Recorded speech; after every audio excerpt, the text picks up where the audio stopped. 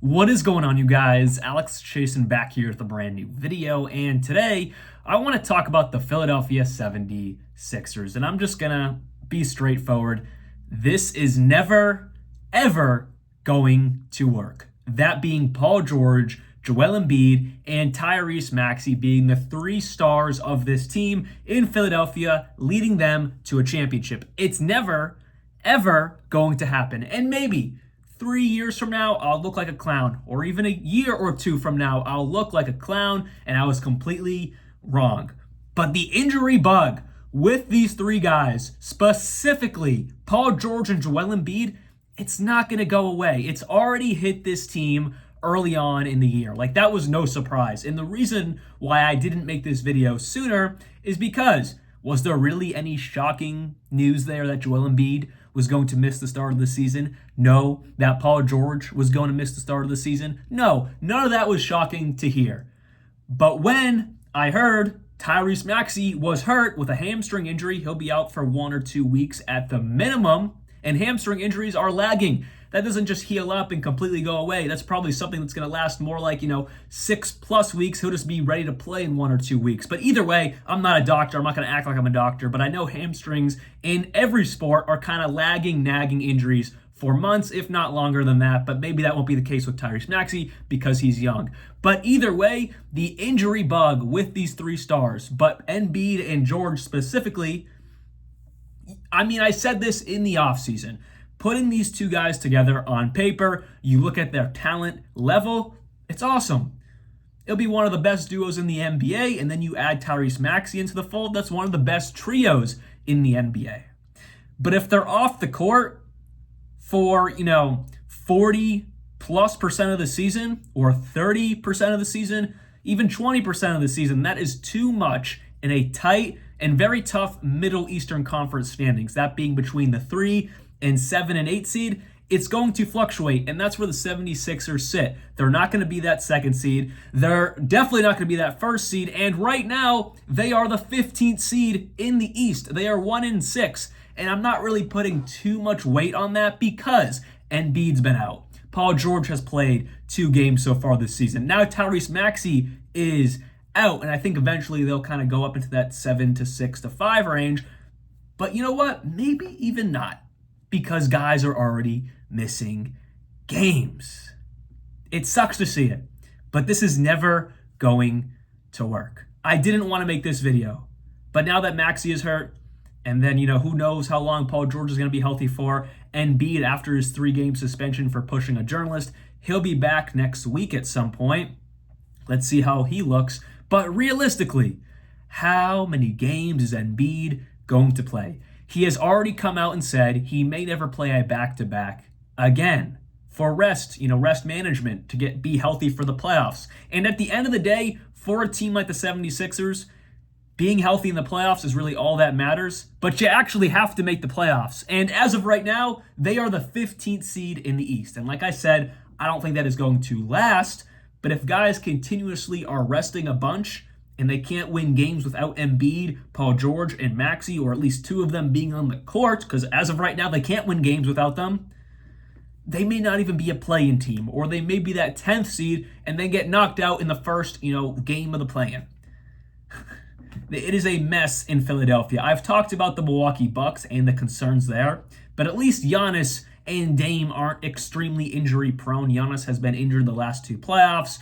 That could be bad luck. We'll see how this year plays out, but at least he's there most of the time. At least Dame is there most of the time. For the Milwaukee Bucks, it's more of a lack of depth. This summer, the 76ers tried to answer all of their issues. They addressed their lack of depth to try to aid when the absence of Embiid and Paul George is inevitable. They tried to aid in that with getting a good bench unit. And it's not just the bench unit, but also the supporting cast around these guys. Kelly Oubre Jr., Caleb Martin, Andre Drummond, Gershon Yabusele, who's back in the NBA, who's playing pretty solid, Kyle Lowry, Eric Gordon, rookie Jared McCain, who looks pretty good, KJ Martin, Reggie Jackson, who hasn't really played, but maybe he'll be valuable as the year goes on because he's a vet. But either way, this past summer, they went out and got good complementary starters and bench pieces in Philadelphia to try to aid in being relatively okay when these guys are out.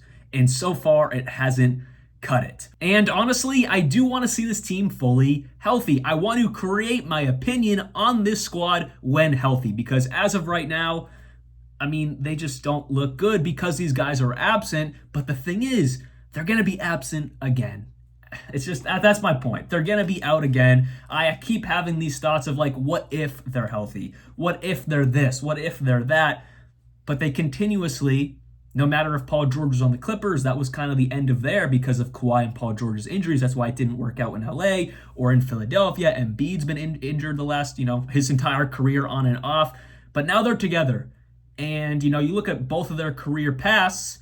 Is it going to change as they're getting older? Paul George is 34 and Embiid just got into his 30s. It's not going to get any better for them. So, again, this past summer, I had these thoughts. I made a video on it. But now that we're living in it, I just don't have too much high hopes for them.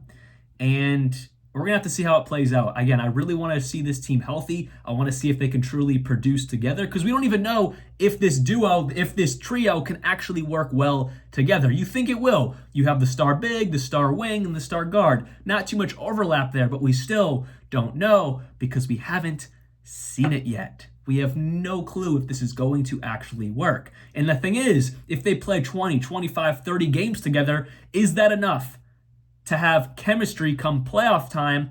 Let's just say they are fully healthy come playoff time. Things are good, but they only played 30 or less games together in the regular season. Do you think they're going to have chemistry to win anything in the playoffs? No. So not only is it going to affect the regular season, it's going to affect any championship hopes. You can't just show up come playoff time and expect to have chemistry, expect to understand tendencies and where your teammates are going to be if you're barely playing games together. It's never going to work. Not to rehash the offseason, but to go there a little bit, I do understand getting Paul George. You're trying to take a chance. You're trying to make Embiid happy, Maxey happy, getting a third star there, trying to, compete for a championship. I get the idea. But when you already have injury concerns with your number one star and you go out and get another star who has injury concerns, it's just not worth it. I don't think it's worth it because Paul George is already 34 years old. You think his injury issues are going to magically disappear as he becomes 35, 36, 37? He could be 38 years old and making $56 million and playing, like 30, 40, 50, 60 games for the 76ers. And at 38 years old, how good is Paul George going to be? He's already shown some decline. How good is he going to be? Embiid, he's 30 years old. I don't think he plays past age 35. I don't think he has a long career left in him. I think he has, about 5 seasons left just based off where he's at right now. And that's not going to get better. And 5 years might even be long. I honestly don't know. He may not even see 34 in the NBA because of these constant knee and different concern issues there. So we'll have to see. Tyrese Maxey, 24. He's going to be good. He's had on and off injuries, but it's whatever. He'll heal up. I'm just kind of, reacting to the right now where he does have this hamstring issue. And it's just kind of putting it all together, all these pieces together. It's like, of course, Tyrese Maxey got hurt. It's just the 76ers luck. But anyways, that is all I have for you guys today. Hopefully you guys did enjoy today's video. It just sucks to see. But also, it's not a surprise. This is not like, oh, they got hurt. Oh, what a surprise. That sucks. No, this is what I expected to happen in Philadelphia. But now we're living it. But hopefully, knock on wood, they're healthy. I don't wish ill will on the 76ers. I don't wish ill will on George and Embiid or Maxey. But, this was expected. And we're living it. Anyways, I'll see you guys very soon. Let me know down in the comments below your take on Philadelphia and where do you see them going this year? Is it going to be a complete failure or will they eventually catch up to speed and actually become somewhat successful this year? I'll see you guys very soon and like always, peace out.